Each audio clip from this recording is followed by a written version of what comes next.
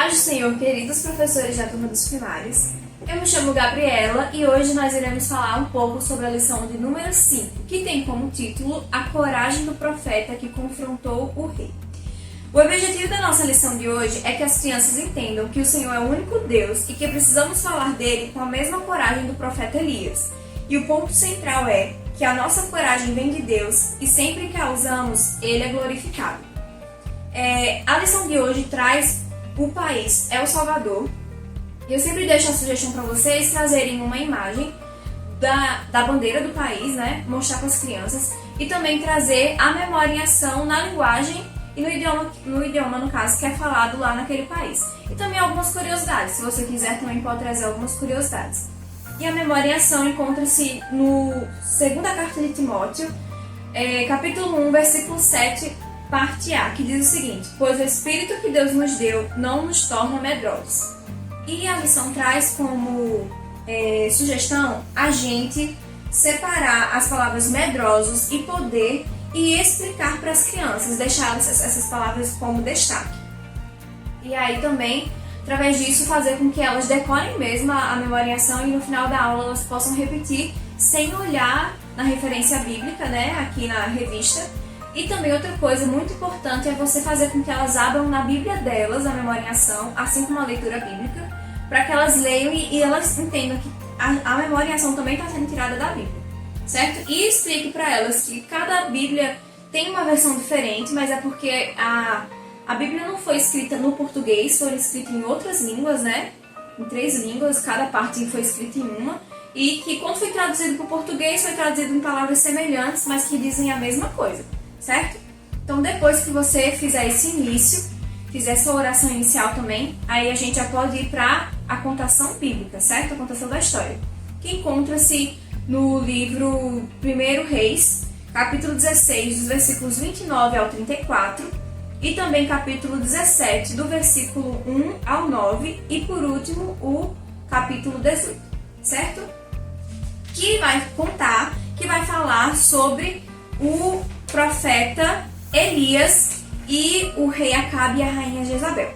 E aí você vai começar dizendo: você sabe o que é idolatria? Idolatria é a adoração a ídolos, que são os falsos deuses. Para você diferenciar do nosso Deus verdadeiro, tem uma opção que a tia Catarina, quando ela dava aula comigo, ela trouxe para a gente apresentar para as crianças, que é o seguinte: você pode fazer um D, letra maiúscula grande, ou em EVA, ou imprimir, e um D de letra minúscula. E você vai dizer que o nosso Deus, ele se escreve, a palavra Deus, o nosso Deus, se escreve com a letra maiúscula. E que o Deus falso, os deuses falsos, se escreve com um D minúsculo. E a partir daí eles vão também conseguir entender e diferenciar um pouco mais o Deus verdadeiro dos deuses falsos. E explique para eles que toda vez que eles forem escrever o nome do nosso Deus, que é o Deus verdadeiro, que eles coloquem o D maiúsculo. E quando for escrever os deuses falsos, com D minúsculo, certo? E aí você vai falar que naquele tempo o rei de Israel se chamava Acabe e a sua esposa se chamava Jezabel. E que eles eram adoradores de falsos deuses. O Deus que eles adoravam era Baal. Eles fizeram um altar e um poste sagrado e todo o povo de Israel os seguiu e também começou a adorar esse falso Deus. Então Deus levantou um profeta chamado Elias para confrontá-lo. Elias lhe disse: em nome do Senhor, o Deus vivo de Israel, de quem sou servo, digo ao Senhor rei, que não vai chover durante os próximos anos.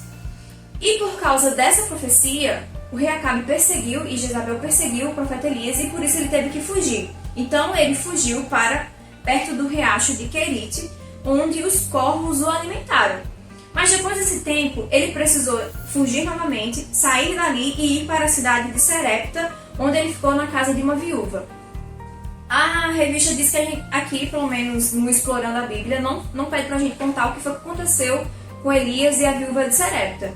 Mas você pode dizer que na casa daquela viúva, o profeta Elias foi usado por Deus para também trazer alívio para ela, para fazer um grande milagre na vida do filho dela. Porque toda vez que nós crentes, nós vamos para a casa de alguém, nós sempre levamos a boa nova do Senhor, Deus sempre nos usa para abençoar aquela casa, né? Então você vai continuar e vai dizer que depois de 3 anos que isso aconteceu, o Senhor mandou que Elias voltasse até Acabe. e no caminho ele encontrou Obadias, que era o mordomo do rei. E ele disse para Obadias que ele queria ver o rei Acabe. Só que Obadias ficou com medo, porque e se ele fosse até o rei Acabe e trouxesse para Elias e Elias não estivesse mais lá? Ele poderia matar o mordomo. E Obadias falou que Jezabel havia matado todos os profetas de Deus e que ele próprio havia escondido e alimentado 100 profetas, os livrando da morte. Mas Elias assegurou que ele não o mataria e foi assim que aconteceu. Então, quando Acabe foi até o encontro de Elias, ele disse: és tu o perturbador de Israel? Mas o profeta explicou que, na verdade, a perturbação de Israel, aquilo que estava causando sofrimento para o povo, era a idolatria. Era eles depositarem a esperança deles no falso Deus, não é? Então, o profeta Elias, pediu para que o rei reunisse 450 profetas de Baal e os 400 de Azerá no Monte Carmelo, bem como todo o povo. E assim foi feito. E ali, Elias propôs um desafio e disse que o Deus que respondesse às orações deles com fogo seria considerado e ele iria provar que ele era o Deus verdadeiro. Então os profetas de Baal prepararam sacrifícios e passaram horas gritando e clamando para os deuses deles. Só que Elias, ele foi até engraçado, ele disse assim: por que vocês não gritam mais alto? Porque talvez ele esteja dormindo ou viajando, né? E depois até para ver se eles conseguiam, os falsos profetas até começaram a se machucar para ver se os deuses deles respondiam às suas orações. Porém nada aconteceu, e logo em seguida foi a vez de Elias. Elias consertou o altar do Senhor, colocou as 12 pedras no lugar, fez uma vala ao redor, colocou lenha, cortou o novilho e colocou em cima do altar. Ele mandou que jogasse água sobre o altar e depois orou. Quando ele orou, o Senhor respondeu com fogo vindo diretamente do céu. E esse fogo consumiu todo o holocausto e secou toda a água que estava ao redor. E assim Elias provou que o nosso Deus, o Deus de Israel, era o Deus verdadeiro. E que aqueles outros apenas eram imagens e ilustrações que não podiam ouvir, que não podiam responder, não podiam falar. Eram apenas imagens feitas pelos homens, não é?